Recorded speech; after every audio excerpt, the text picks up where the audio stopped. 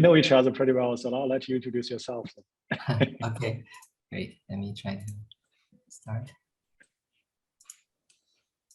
Okay. Oh, just 1 second. Just 1 second. So Xin actually is going to join us, join the Reconstruction Department this summer, right? I just want to confirm with you. Yes, right. Okay. Yeah. And so go ahead. I'm sorry. Okay, sure. Thanks. Yeah, thank you for having me here. I'm Shen Li. I'm currently at Louisiana State University. I'll join the faculty of this department starting this summer or fall.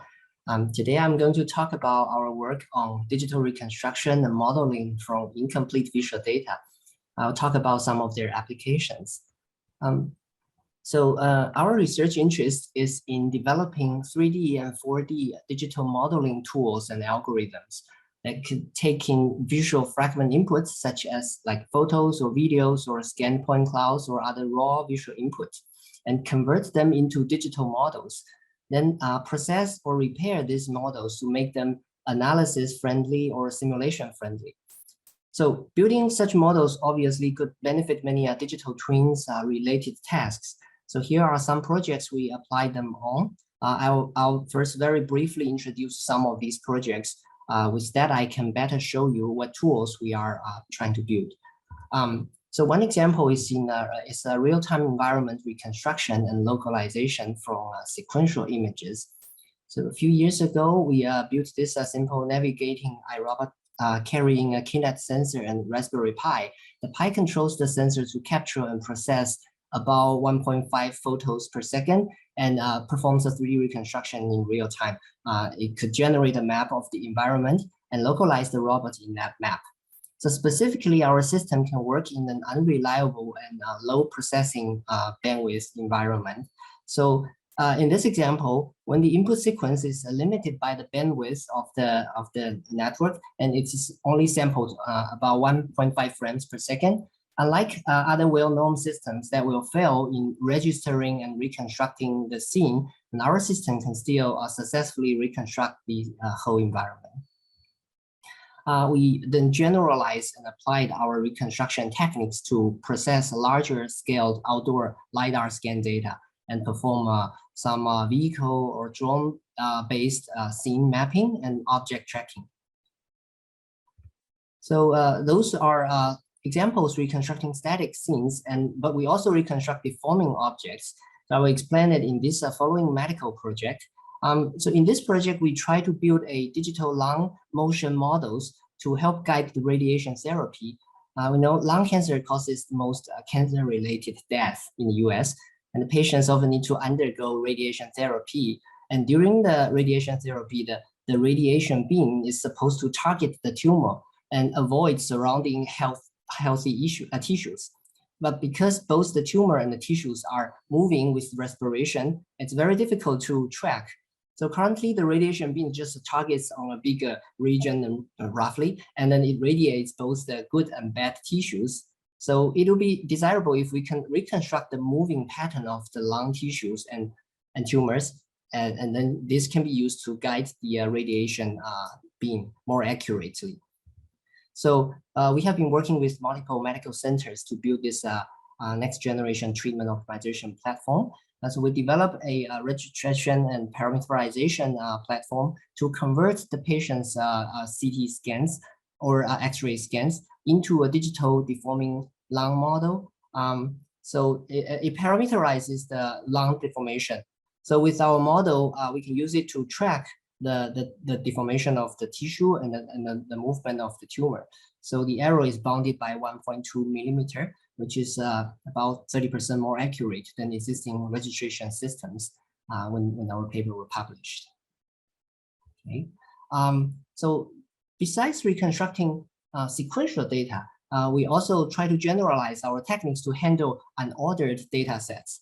So because in many previous studies, reconstruction programs need to work on sequential images or sequential data. And the sequence needs to be densely sampled and have the scene fully covered. But in many practical tasks, it's difficult to obtain such an input. It's difficult to cover the entire scene just using one video clip, right? So sometimes we just have probably multiple short clips or even just a few pictures covering important regions. So, and also in this, in many digital twin applications, we may need to iteratively refine and synchronize the digital models with the new given images when some local change happens. So we hope to develop a reconstruction tool that can easily work with unordered data set and also sparsely sampled data sets. And also we hope that it could perform iterative refinement. But this now is much more challenging because we can no longer just simply register and stitch consecutive frames, but we need to search for correlated data pairs from the collections. Okay, and then if the coverage is sparse, then the overlap between related data could be small or often unreliable. So we need a more reliable matching and registration tools. So we have developed several sparse matching solvers that could more reliably register unordered sparse data sets. So we can produce 3D scenes using just a few images. So for example, this scene is reconstructed using just this small set of unordered images. Okay. So we tried our reconstruction techniques on a few applications. One project is this virtual reality exposure therapy, so VRET, for the post-traumatic stress disorder, PTSD. So we collaborated with psychiatrists in the University Medical Center at New Orleans to help them develop VR environments to help them treat PTSD. So current standard for treating PTSD is through exposure therapy. The doctors shows the patients some photos, sounds, or other stimuli to help them get used to their past experience. And so we use our reconstruction techniques to help the doctors more easily create the virtual reality scenes just using photo collections. Okay. And we are also recently working with the National Biological Research Training Center here to build the VR scenes for the first responder training. So we're using reconstruction tools to build the interactive digital avatar so that could mimic or reconstruct the user's action. And so we can use this to help them facilitate the virtual training. Okay, another application we tried our reconstruction techniques on is flood monitoring and analysis. So this project started in 2017 after the Hurricane Harvey in Houston. We developed a hydrograph mapping system to reconstruct and analyze flood situations using traffic cameras or other social media video footages. So we developed a powerful deep learning pipeline called WaterNet to detect flood from video footages. Because flood water is very difficult to segment and track because it has a highly dynamic and volatile appearance due to different type of reflections, ripples, etc. So our system can robustly segment out both the flood water and the surrounding reference objects in very highly dynamic environment, low quality videos. Then we can use the estimated dimensions and submerged portion of those reference objects. We can then use those to estimate water level. And our reconstruction and water estimation system can provide a pretty accurate water estimation results. Okay, so I just briefly explained some tools we developed through explaining this project. Now I will elaborate a little bit more about how we develop tools to help us create digital models. I will use this forensic restoration project as an example. So in crime TV shows, we probably also saw forensic investigators use computers to reconstruct face from a skull and identify the victim. And in many forensic cases or even massive disasters, when the body remains are badly damaged and no other information is available, then facial reconstruction becomes an important tool to help identify the body. And it has been successfully applied in many cases. But unlike what we saw on TV, an automatic facial reconstruction is actually not yet possible. In real cases, the restoration of the skeletal remains and the reconstruction of the face needs to be done manually by forensic specialists. And the skull often takes up to several days to process, which is very time-consuming and labor-intensive. And also the reconstructions done by different modelers can be different because of their subjectivity. So these issues of time, labor, and subjectivity are like inhibiting investigators from solving crimes efficiently.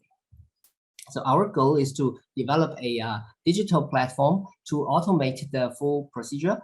So we collaborated with forensic specialists in a nationally renowned LSU FACES lab. We are building this first digital skull restoration and facial reconstruction pipeline. And so we hope to make this whole procedure more efficient and more objective.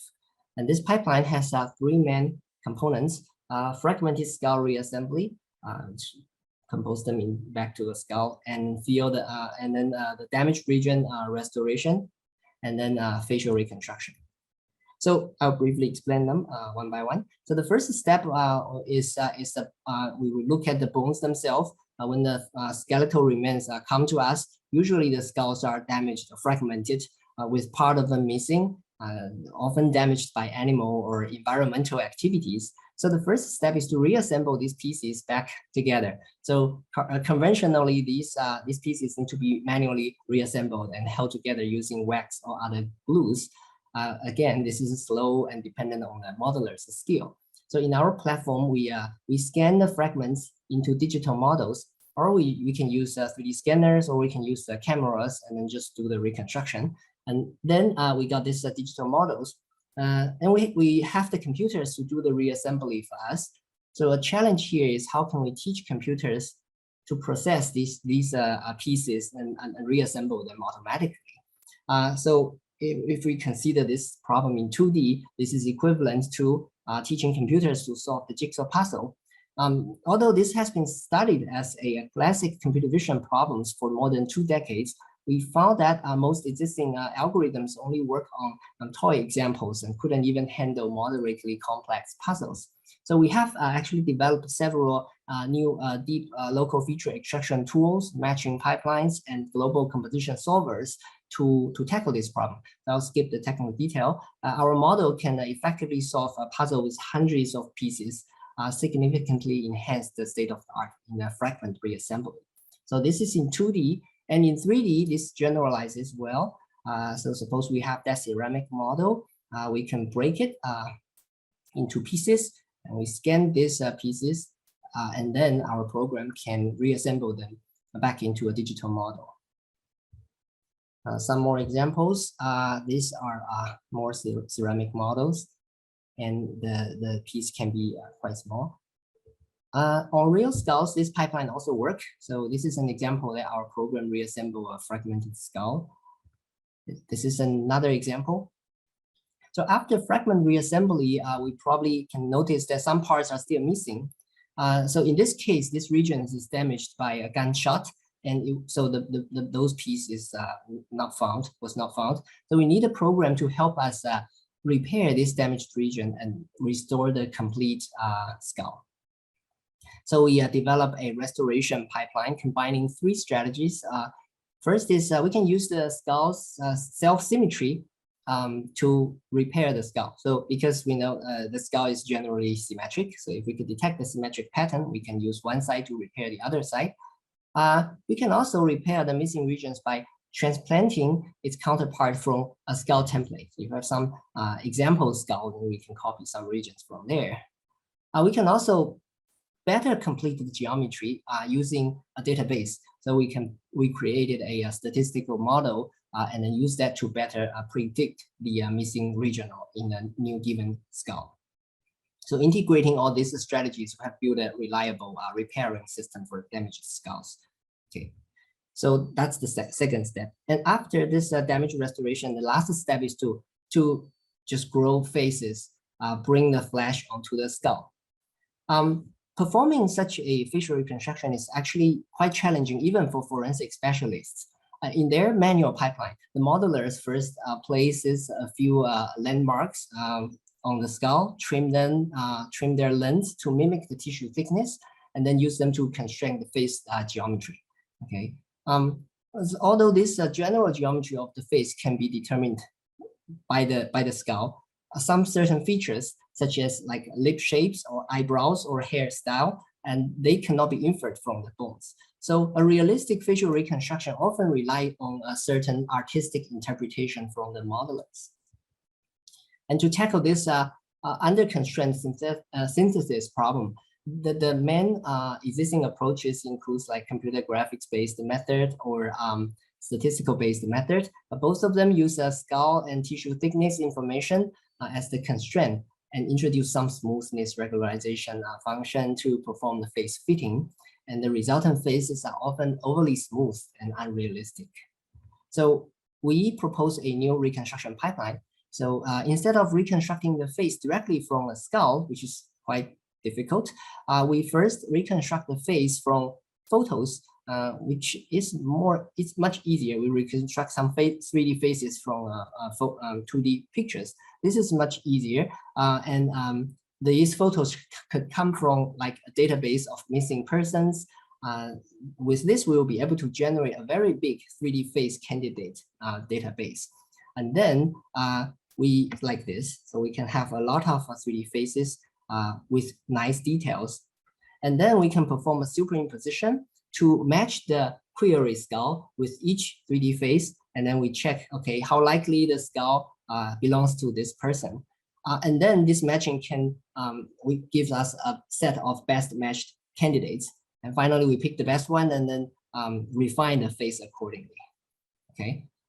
So in the first step, we need to do a 3D reconstruction from a single image. So this is again a reconstruction problem.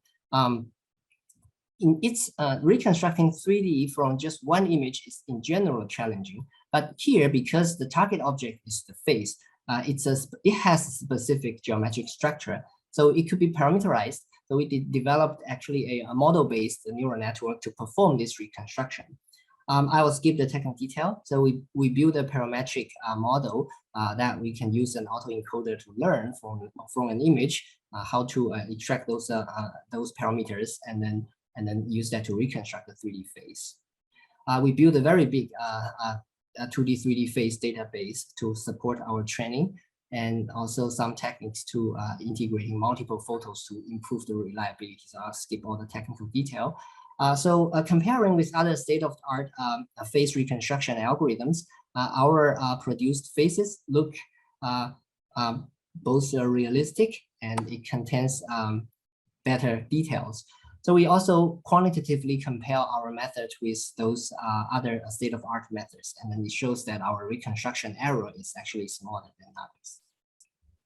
So with that 3D reconstruction system, we can do facial reconstruction from portrait image. So given the image, I generate their 3D face geometries.